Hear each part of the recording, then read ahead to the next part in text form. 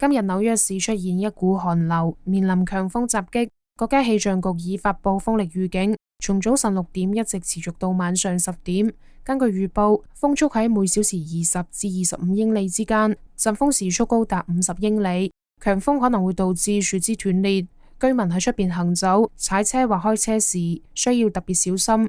如果發生電力中斷，請及時聯繫供電公司報告情況。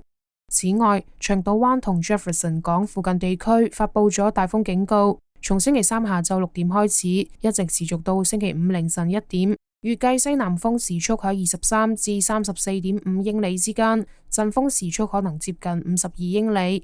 海浪高度預計喺3到6尺之間。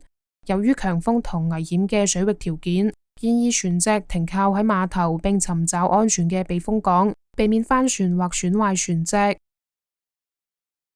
天下衛視記者編輯報道。